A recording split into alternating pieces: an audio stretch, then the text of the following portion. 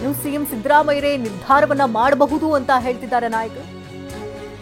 ಮೈಸೂರಿನಲ್ಲಿ ಸರ್ಕಾರದ ವಿರುದ್ಧ ಎಚ್.ಡಿ. ಕುಮಾರಸ್ವಾಮಿ ಆಕ್ರೋಶವನ್ನ ವ್ಯಕ್ತಪಡಿಸಿದ್ದಾರೆ.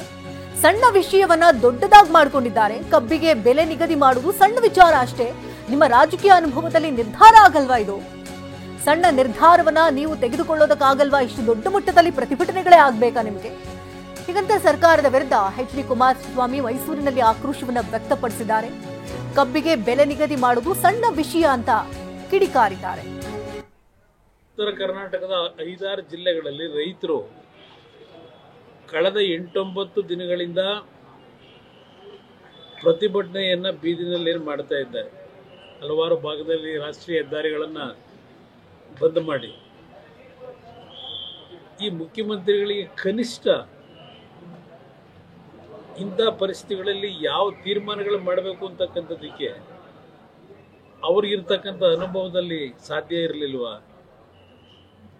ಏನೋ ಇವತ್ತು ವಿರೋಧ ಪಕ್ಷಗಳ ಕೆಲವು ಪ್ರಮುಖರಿಗೂ ಆಹ್ವಾನ ನೀಡಿದ್ದಾರೆ ಅಂತಕ್ಕಂಥದ್ದು ನಿನ್ನೆ ರಾತ್ರಿ ಬಂತು ನನಗೆ ವಿಷಯ. 11 ಗಂಟೆ ಮೀಟಿಂಗ್ ಕರೆದಿದ್ದಾರೆ ಅಂತ ಹೇಳಿ. ಇದು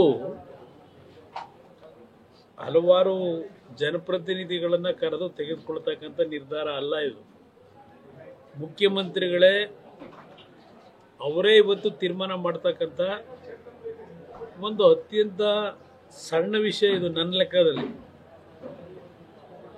ಸಣ್ಣ ವಿಷಯವನ್ನು ಕ್ರೋಧೀಕರಿಸ್ಕೊಂಡು ಕೂತಿದ್ದಾರೆ. ಪ್ರಧಾನಮಂತ್ರಿಗಳು ಮಧ್ಯಸ್ಥಿಕೆ ವಹಿಸಬೇಕು ಅಂತಾರೆ. ಯಾವ ರಾಜ್ಯದಲ್ಲಿ ಕಬ್ಬು ಬೆಳೆಗಾರರು ಹೋರಾಟ ಮಾಡಿದಾಗ ರಾಜ್ಯ ಸರ್ಕಾರದಲ್ಲಿ ಆಳ್ವಿಕೆ ಮಾಡತಕ್ಕಂಥ ಮುಖ್ಯಮಂತ್ರಿಗಳು ಇಲ್ಲ ಆ ಸರ್ಕಾರಗಳು ಪ್ರಧಾನಮಂತ್ರಿಗಳು ಇಂಟರ್ಫಿಯರ್ ಆಗಬೇಕು ಅಂತ ಹೇಳಿ ಮಾಧ್ಯಮದ ಮುಖಾಂತರ ಮತ್ತು ಪತ್ರ ಬರೆಯೋದ್ರ ಮುಖಾಂತರ ಇವತ್ತೇನಾದರೂ ಈ ರೀತಿಯ ಒಂದು ವಾತಾವರಣ ಸೃಷ್ಟಿ ಮಾಡಿದರೆ ಅದು ಸನ್ಮಾನ್ಯ ಸಿದ್ದರಾಮಯ್ಯನವರು. ಸಚಿವರು ಕಾರ್ಖಾನೆ ಮಾಲೀಕರಿರಲ್ಲ, ಅವರ ಒತ್ತಡಕ್ಕೆ ಏನಾದ್ರು ಮಣಿತಾ ಇರಬಹುದು.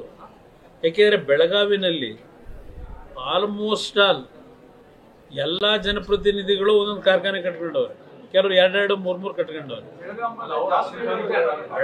ಬೆಳಗಾವಿನಲ್ಲೇ ಸುಮಾರು 30ಕ್ಕೂ ಹೆಚ್ಚಿನ ಸಕ್ಕರೆ ಕಾರ್ಖಾನೆಗಳಿರೋದು. ಇಲ್ಲ ಇರಬಹುದು. ನನ್ನ ಅಭಿಪ್ರಾಯದಲ್ಲಿ ಇವತ್ತು ಈ ರೀತಿ ರೈತರ ಬಗ್ಗೆ ಅಸಡ್ಡೆಯಿಂದ ಬೇಜವಾಬ್ದಾರಿತನದಿಂದ ನಡ್ಕೋತಾ ಇರತಕ್ಕಂಥ ಸರ್ಕಾರದ ನಡವಳಿಕೆ ನೋಡಿದ್ರೆ